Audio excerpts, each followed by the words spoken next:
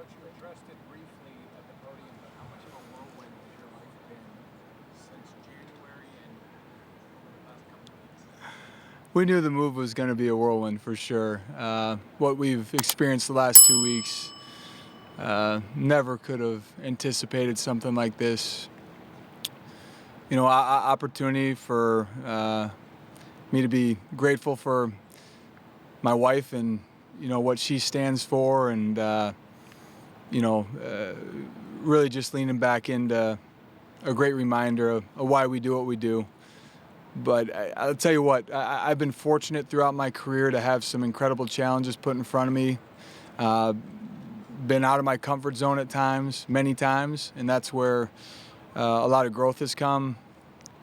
I've never been this far outside my comfort zone before. And like I've said before, the thing that continues to fuel me is the time with our players and the way that they've responded. You mentioned that you've had one-on-one conversations with every member of your team.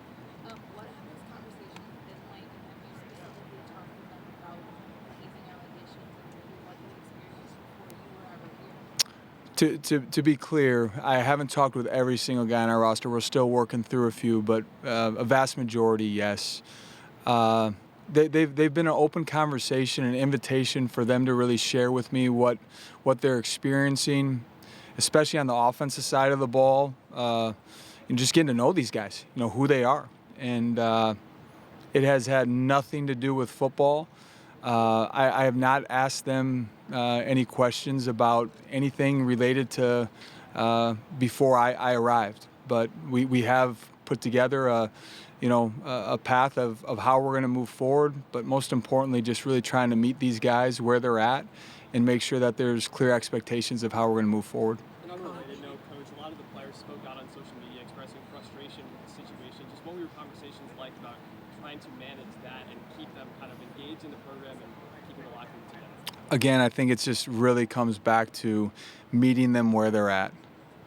And a lot of, you know, in the world that we live in, it's constantly evolving, and you're riding this roller coaster of emotion. I'm not saying that I've been perfect in this at all, but I just, and you've heard me say it many times, I'll continue to say it. You know, I walk into that facility or hop on a phone or even in a text message. Is this supporting our players? Is this serving our players? That's what I'm here for right now, and tried to do my best to do just that. Coach, with the elevated role you're taking as interim head coach now, do you expect to still call plays this season for defense? Let me be clear. If this was January, we would hire a defensive coordinator immediately. Due to the context, the timing, the situation, and putting, you know, our defensive players at the forefront of that decision-making process, I plan to call the defense. And that's just comes from a standpoint, we've put a great deal of effort into, you know, spring ball. And I've been fortunate to be calling this defense for quite a long time. I want to make sure that as many people in our facility that can stay in a normal routine that we established in spring, we can keep them moving forward in that direction. And it's going to require my best in terms of creating a rhythm and a routine for fall camp, and then a rhythm and a routine for the season, something that I've never experienced. And it's going to require that I really lean on wisdom from those that have experience as head coaches to partner with me and help me navigate this. And just as a follow-up to that, because we talked about you installing some things that Coach Ankowitz had done previously, do you think that allows these players to be more smoothly transition into your defense that you want to call? And then also, do you expect to add any additions to your defensive staff now that you have more responsibilities to take on? Great question. You know, I think if I were to identify some of my strengths as a defensive play caller, it's been, I think I've learned from my mentors that you want to create a collaborative environment in the defensive staff room. In my time at North Dakota State, I learned that, you know, I saw it at its best, what it looks like to have a player-led football team in terms of just true investment in what you're doing defensively and making sure that there's dialogue, investment, and involvement from your players. I think I have a skill for identifying what our players do well and then really leaning into that. So to answer your question, what we built in the spring was very much based off of North Dakota State influence, maybe some of the things that Coach Hankowitz had done that our guys were very comfortable with, that fit in terms of winning in the Big Ten, and then some things that I've mentioned that were really working for Jim O'Neill's defense and those guys situationally that our guys are comfortable with and had recently installed. Let's check our egos at the door. I mean, what's going to help us win football games? The evolution of that will be identifying as this team has grown over the course of the summer how we need to tweak that. In terms of our defensive staff, we do plan on bringing in a defensive assistant. Again, that hire, first off and foremost, will ensure that is a person that wants to. We're in a difficult situation. It's going to take a special person that's going to say, I'm going to leave my job and I'm going to run. I'm going to run to the fire. This person better put the student athlete at their as their top priority, better show up and not, pretend to have a bunch of answers or solutions of what we're going through. Meet these guys where they're at, listen to them, and build a quality relationship. And then be there to just make sure that our staff that's currently in place can continue to stay in a rhythm and routine that we created over the spring. Use that phrase. Done that yourself? I'm sorry. Do you feel like you've done that yourself, kind of run to the fire in this situation? I thought I was running to, my ultimate dream job that I hope to be in until Fitz retired. I honestly, I didn't think I was running to the fire. I thought I was being blessed with the incredible opportunity to really fulfill a lifelong dream of coaching in the Big Ten and working for a man that prioritized the holistic development of young men and prioritized, time with family. And I've been thrust into the fire. I've leaned on my faith a great deal. And I truly believe that, in my journey, in our family's journey, that the Lord has marked my steps from a standpoint of putting me in situations that have prepared me for this situation. And that doesn't mean it's easy. That doesn't mean that I have it all figured out. I've admitted to our players, guys, I will stumble along the way. But as long as we keep rooting back into, like I spoke of making sure that they're at the forefront of our priorities, I truly believe that this team is going to do great things this fall. You've used the phrase balance. The idea of what your actions you guys have had in the process of this. Can you just try to start from that decision? How do you get your guys past what it's without leaving it behind? I'm sorry, I didn't catch the beginning of your question. Can you repeat it? Yeah, how do you balance what you're getting through what you had to get through over the last couple of weeks in process of all that and move forward into a football season? It seems like It is, and I'm open to suggestions. I think first off and foremost, and I know I'm becoming repetitive, but our guys just need to know that they're supported. Yes, it is absolutely critical that we prepare ourselves to go beat Rutgers. But we have no chance of doing that if our guys just don't feel supported right now. And at some point over the course of fall camp, whether that be report date or August 15th or August 24th, at some point there needs to be a very clear line of guys. We've been through a lot, but it's time to put it in the rearview mirror, and it's time to go win football games. And if I know anything about this group, they're looking forward to that conversation and making sure that's sooner than later. This group can't wait to get back to football.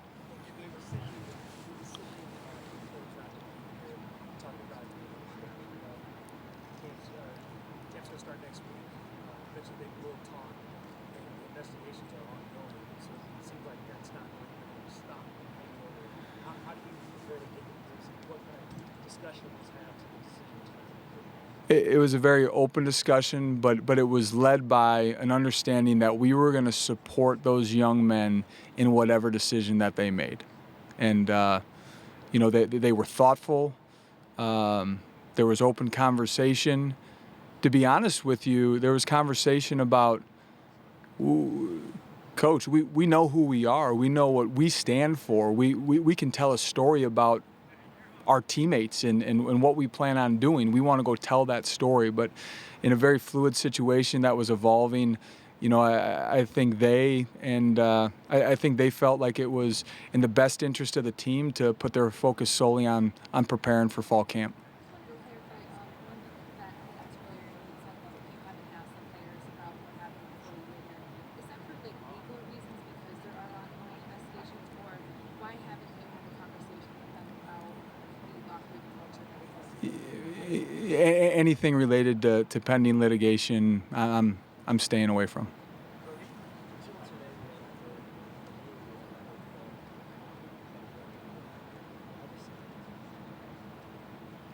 Because we've been solely focused on our players. Here you're in a public setting. Have you seen your athletic director? Have you seen one of the players have been close for 2 weeks for here taking all of this?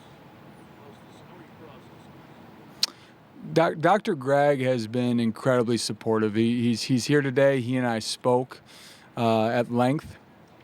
And the one thing that, when the announcement was made, our team found out that Coach Fitz was no longer going to be our head coach. My push, number one, checked on our players. Number two, had a staff meeting to check on our staff. And we were on vacation, guys. I mean, we were on vacation, and I told our staff I wanted to honor that vacation. So it was a difficult scenario to navigate, but as many of our staff that we could get together, we got together, and I asked them what they needed. What do they need from me? What do they need from the administration? And as I had opportunities to meet with the administration, I simply asked that they work diligently with me to provide clarity for our staff. And with that clarity, an opportunity to then just go support our players. And I will say that Dr. Gregg and the rest of the athletic administration have done a great job of answering those questions and providing clarity so that myself and the rest of the staff can go lead. Coach, have there been discussions with administration about how to prioritize safety, player safety moving forward? Absolutely. And it will be at the forefront of every decision that we have moving forward. Can you speak to some of the specific changes that might be made going forward? We've had general conversations about that, those that can be found in conversations with our university leadership. We're still working through on what many of those things are already in place. And as the leader of our program, I'm still working through on what that looks like from a day-to-day basis. But, as I referred to in my opening comments, the student-athlete experience is what this is all about. And we need to make sure that the way that we operate is ensuring that is an experience that our guys chose to come to Northwestern for. That's the best of both worlds. That's a world-class education. It's playing on the biggest stage of college football, and it's creating memories with your teammates that last a lifetime. David, do you have a mentor that you can call like at midnight and go, hey, I ran into this. What do I do? Or what am I doing right now? Yeah. Like a coaching mentor? Absolutely. Matt Entz, head coach at North Dakota State. I keep talking about the student-athlete experience. I mean, that's Matt Entz to a T. And, he's someone I will continue to lean on.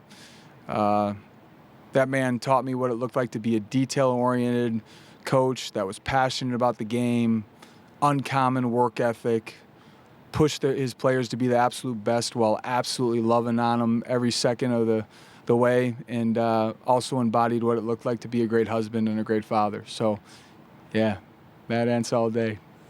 David, was there any thought about not coming just because of what's going on in your personal life with expecting a child and then obviously what's happening at the school? I mean, there were some jokes about if Kristen could go into labor roughly about 8 a.m. this morning, but absolutely not.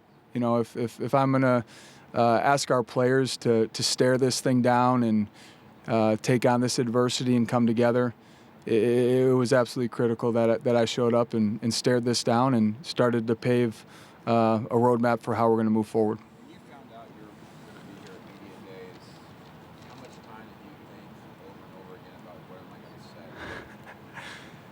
That is a great question. I've been so busy with so many other things. I don't know if the full gravity of that hit me until last night. I'm very thankful for. I got a lot of people praying for me right now, and I'm thankful for that. I'm thankful for the maturity maturing process I've gone through over the course of the last 5 years of truly understanding what matters and who I truly answer to. And this is something over the course of the last 24 hours that I just wanted to make sure that my words were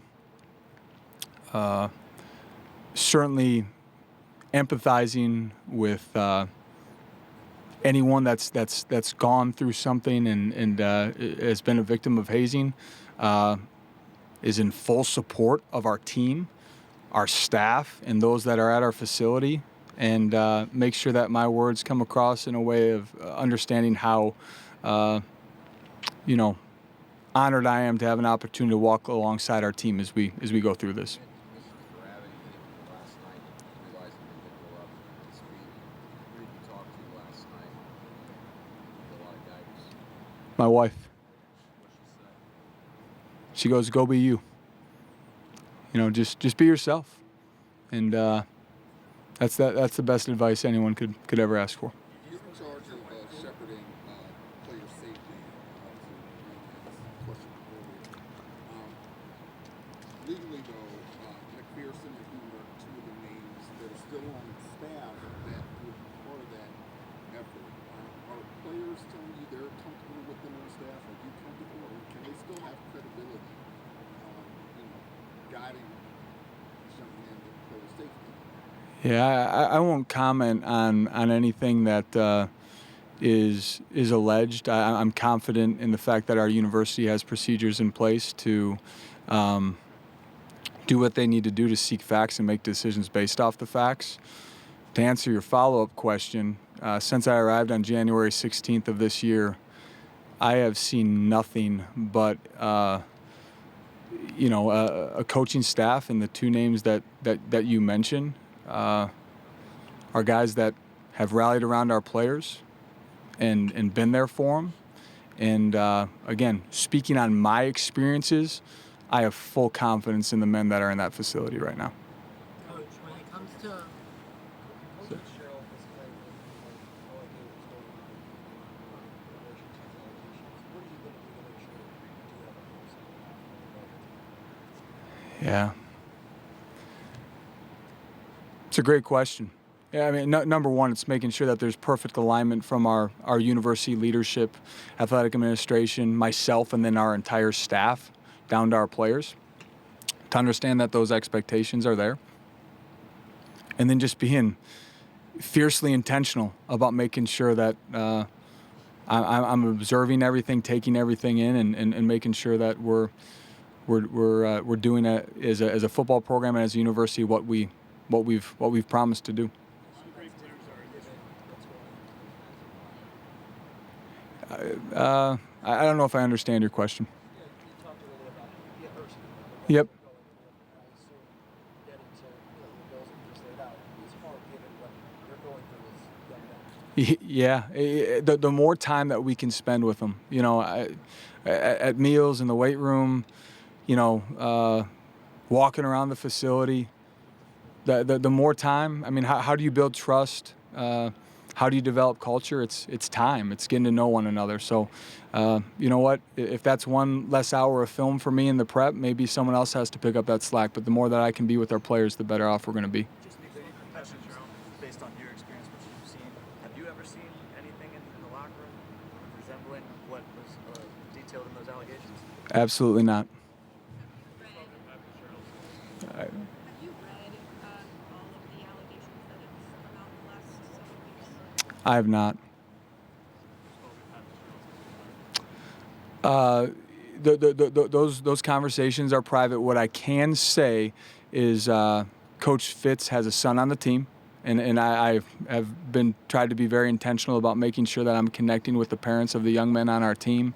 And I can also state that, I've been charged with leading this program moving forward, and I'm making those decisions based on being in the building and having our student athletes, at the forefront of what's guiding those decisions. But Pat is someone, Coach Fitz is someone that there was a long-standing relationship with, and someone that I plan on having as a friend for a long time. Coach, a lot of great people on the team. You haven't read all the allegations. Are you familiar with any stuff? I mean, how would you describe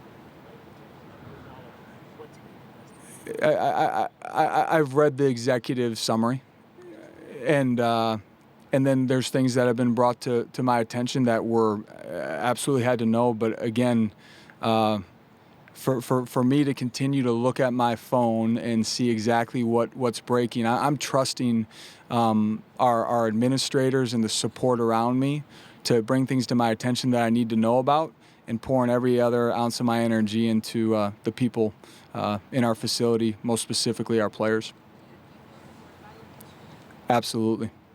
Coach, a lot of people find out that your staff will remain intact, that your roster will remain intact. In terms of the roster, we have quite the task at hand.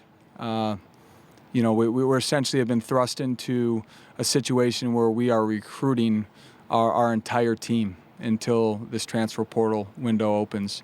I feel very confident in saying that any questions that I've had in navigating that, the athletic administration has been very supportive in that. What about the high school recruits? How do you keep them committed, and what's your message to them? The best thing we can do right now is just go put on full display of what this place is all about, go win a bunch of football games, and I trust when we do that, those guys are going to realize that Northwestern is still a great option for them moving forward.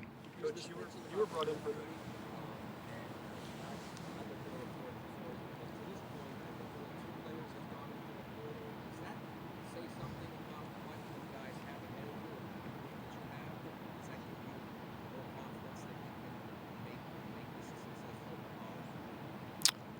It speaks to the character of the young men that have been recruited here.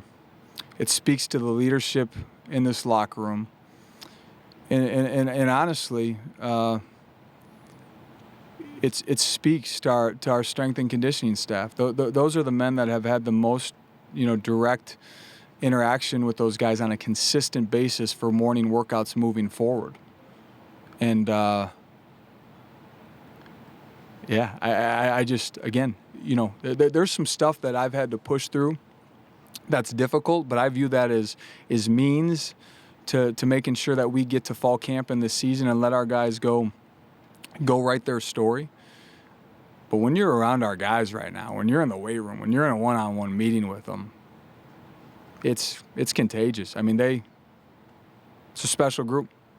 Coach, you were brought in for the defensive side of the ball. You mentioned you're still really getting to know a lot of the offensive players. How does that pose an additional challenge, especially considering a quarterback competition is going to be opening up here next year? What it comes down to is just because I have interim head coach next to my name doesn't mean that it's my responsibility to micromanage everything within our program. It's trust in Mike Bajakian, it's trust in our offensive staff. I'll let them make those decisions. I'm going to just keep getting to know those guys and making sure that I feel like I got a pulse of this football team. Just this phrase a couple of times, meet them where they're at. Where would you say the players are right now, and how can you meet them? It depends on the individual. There's some guys that I think have, have mourned, have moved on, and are ready to go. And there's still some guys that are angry, that are frustrated, that don't understand why something that they viewed as an opportunity to go attack this season with Coach Fitz isn't going to happen. But I think the best thing I can do is ask questions, be willing to listen, and make sure that I encourage, just an environment where they feel very open sharing with me. And that takes time, especially with the offensive guys. Coach, I've seen you around. We've talked a few times, but I don't really know you. Some of that's going to take time, but so much of it is just starting that conversation.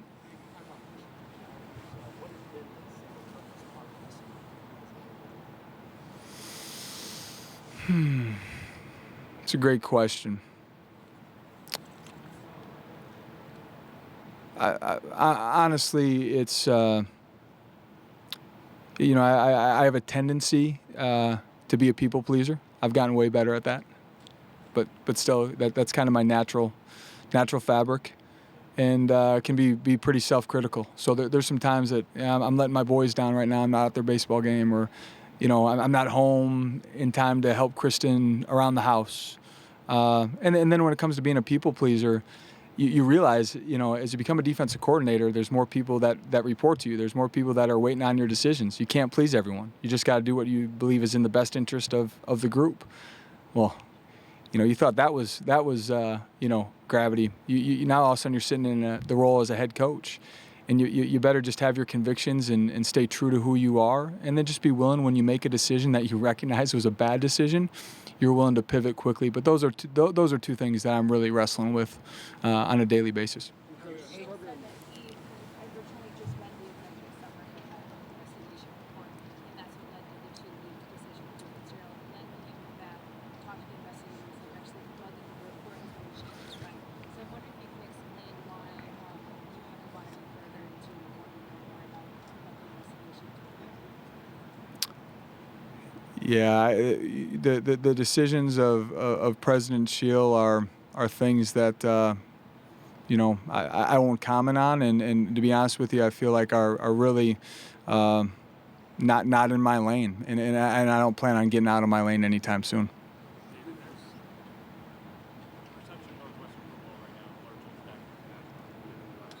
I'm sorry, can you repeat that? The perception of Northwestern football program right now is largely negative nationally. How do you plan to change that narrative, so to speak, through actions, through words, through players this season? Put our players on full display. They will change that conversation and that narrative. Anyone that has had an opportunity to meet the young men that are part of Northwestern football would know they are men of character, integrity, toughness, grit, highly intellectual, selfless individuals that are awesome to coach. Coach, two of the high-profile transfers you brought in this year were not at Northwestern in the past. What have conversations been like with them, having been recruited by Fitzgerald and trying to kind of win them over to stay here and be leaders on this team? Honestly, and that's a great question, but honestly, it's the same conversation that we've had with everyone on that roster. And I know it's more fresh, no different than with our current freshmen, but I would venture to say that a majority of our roster, one of the determining factors in them coming to Northwestern was the opportunity to play for Coach Fitz.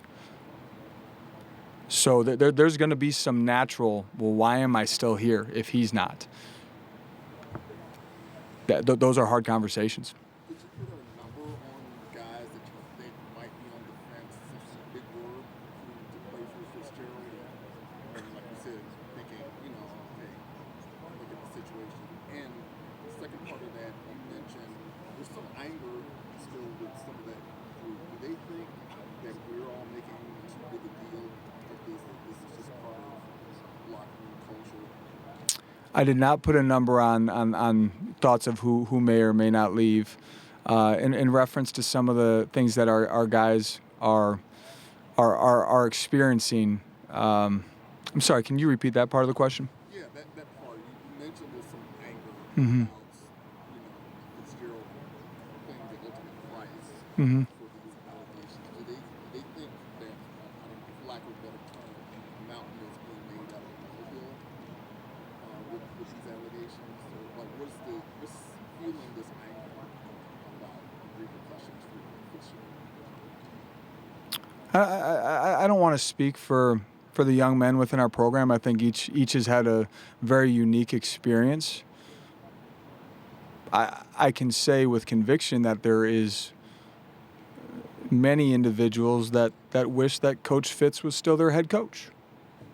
But everyone's had their own unique experience, and again, I think that's where it's so critical that I just continue to find ways to do my best to meet these guys where they're at as individuals, and that's where one-on-one meetings are just so critical in all this. Have you ever thought about not accepting the interim coaching tag? Absolutely not.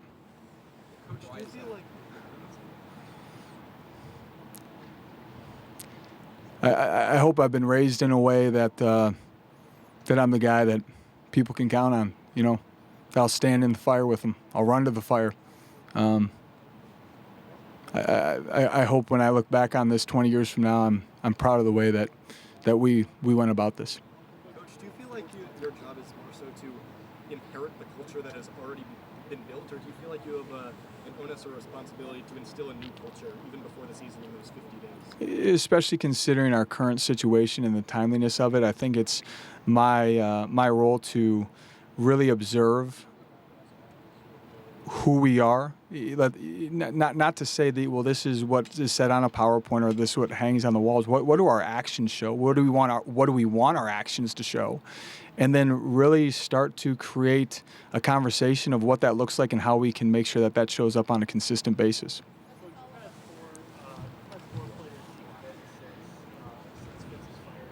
How are you working to keep the commitments you still have? And with so many other recruits either committed or late in their process, how are you working to get new guys into Northwestern's recruiting? That is an incredible challenge right now, just from a standpoint of all the moving pieces that's going on right now. The first thing I would say is the best thing we can do is focus on the people that are currently in that facility and find a way to go win a bunch of football games, while making sure that we ensure that, you know, our players know that if a recruit walked in, they'd say, hey, you know, hey, Joe Smith or whoever, I'm telling you, this place is special. You're going to get one of the best educations you can find. You're going to be playing Big Ten football, and you know what? You know, we've been through a lot, but there's something special brewing here. And you're right. We move forward. We may not be able to chase after the, you know, high-end 4-star. We just need to find guys that fit us. Guys that are developmental, that want to be developed and pushed, that we have a view of not who they are today, who they can be 36 months from now. Get those guys into the program and say 3 years from now, watch out. So it'll be a unique recruiting cycle, but I'm confident in our recruiting staff and the conversations they've started to have on how we're going to navigate that moving forward.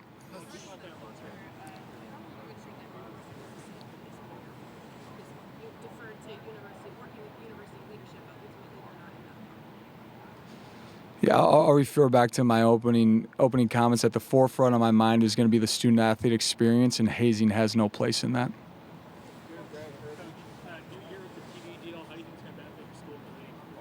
I have no idea. That's something I'm still learning.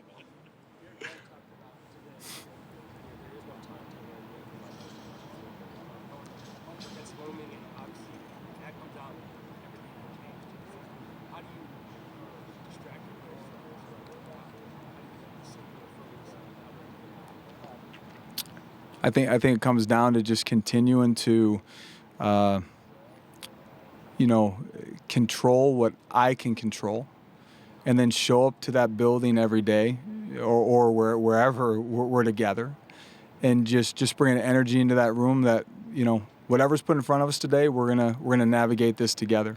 You know, struggles with anxiety that are certainly real are things that are, you know, we're fearful of the future. Well, the best way that we can control that is just put ourselves in the present. I'm going to do my best to make sure I'm modeling that for our student athletes. I'm sorry. Literally her due date is our report date to camp. She's you know, we'll be going in Friday morning, and hope to you know, meet baby girl you know, sometime this weekend. So very soon.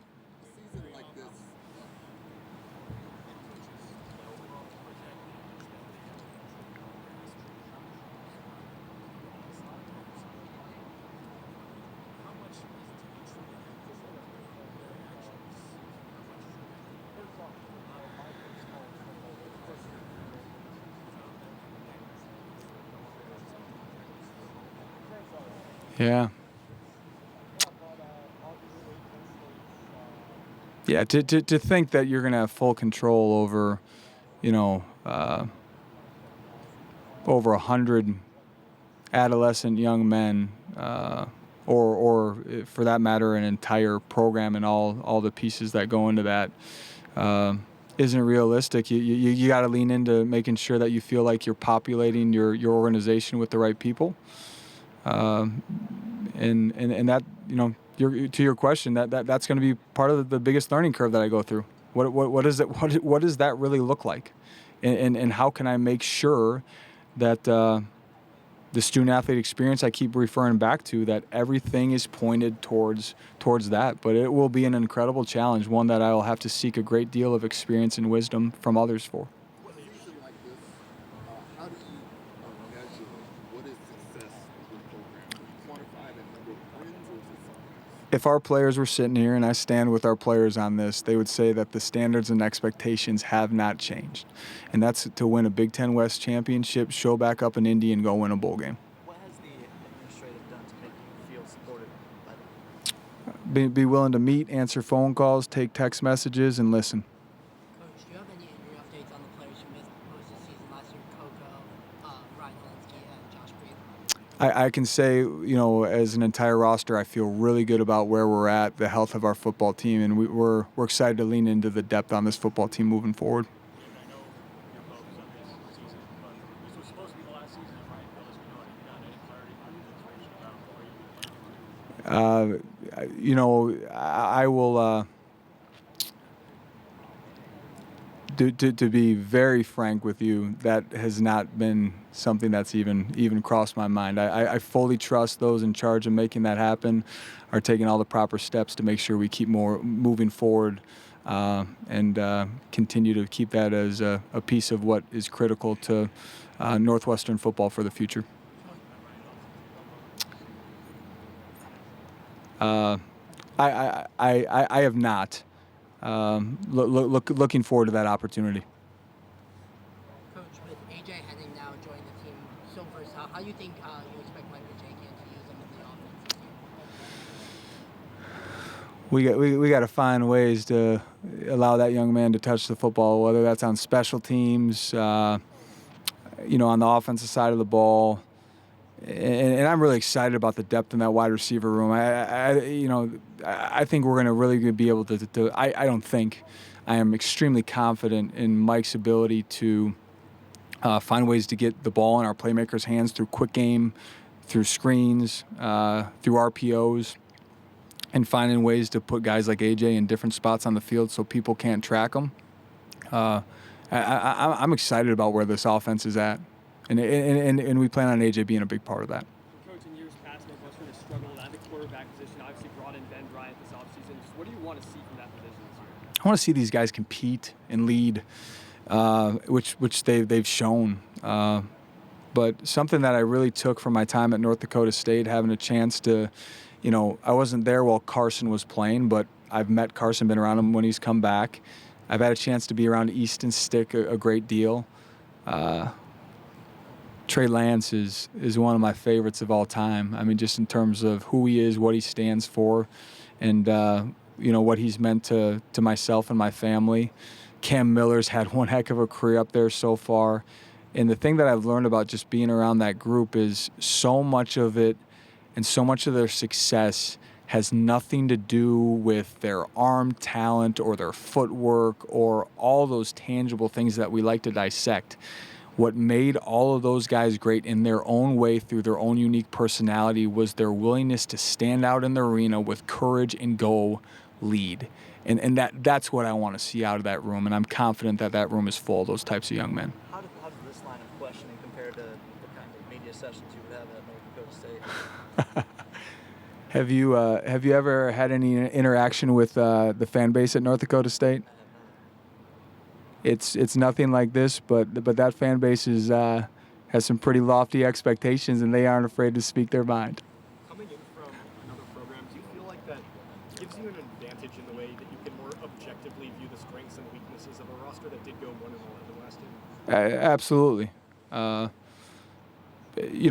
Northwestern football under Coach Fitz reached incredible heights, created incredible sustainability and stability, and there's so many things that we'll continue to evaluate. I think the narrative that sometimes happens, and this happened for me, and it frustrates me, to be honest with you, is people say, well, it's your defense. Talk to me about your defense. It's not my defense. It's our defense.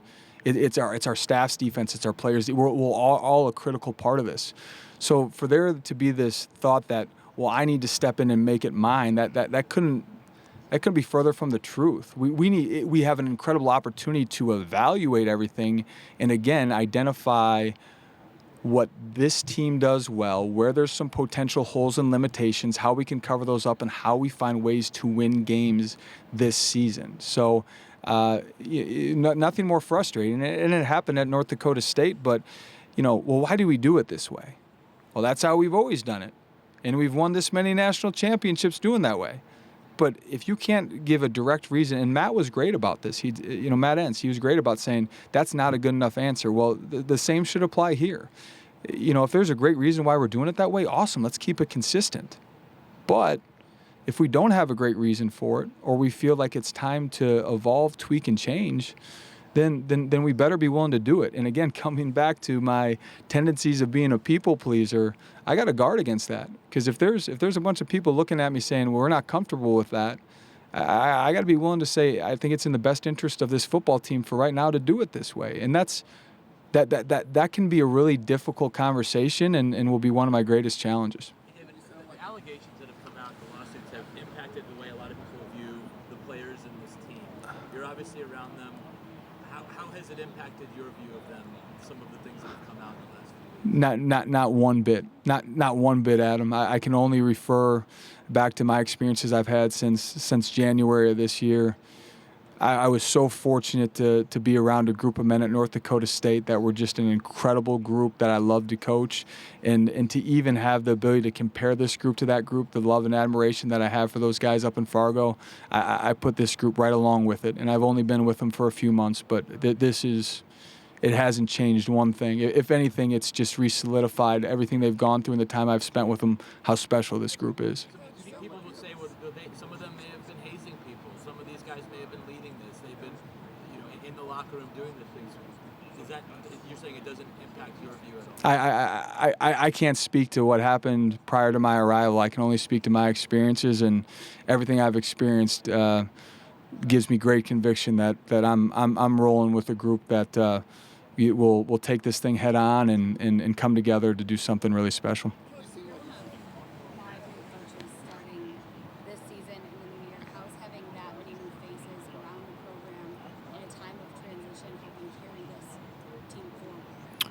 Yeah, I think it's an opportunity for us to all recognize that there's certain things that we don't know, and that's where we lean on, people that have been around Northwestern for a long time, whether that be on campus, whether that be within other components of the athletic department, the administration. But what it really provides is an opportunity for fresh eyes on things that, like we just talked about, an opportunity for us to evaluate everything and make decisions that we know are in the best interest of our student athletes. But I can tell you this, we're gonna make sure we do everything in our power to keep our student athletes' routine and rhythm intact as much as we can, as long as there's reason that aligns with how we're moving forward. Because of the timing of this situation. I mean, we are on the cusp of fall camp starting, and again, I'll keep coming back to it, Lauren. If we're saying it's their interest that we're putting at the forefront, we have to consider that in every decision that we make. Seems like we still have a lot of admiration for Pat Fitzgerald, so everything that transpired, it doesn't affect your view or opinion of him? I don't know what transpired, so I can't speak to that.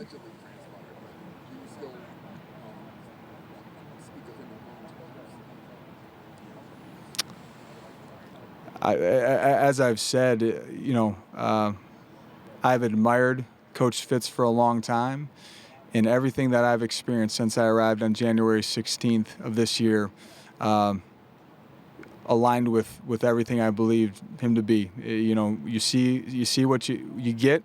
You see what you get, or excuse me, what you see is what you get. and he's a man that stood for the holistic development of young men and prioritized his family, things that I admire and look up to. Thanks, Coach. Thank you.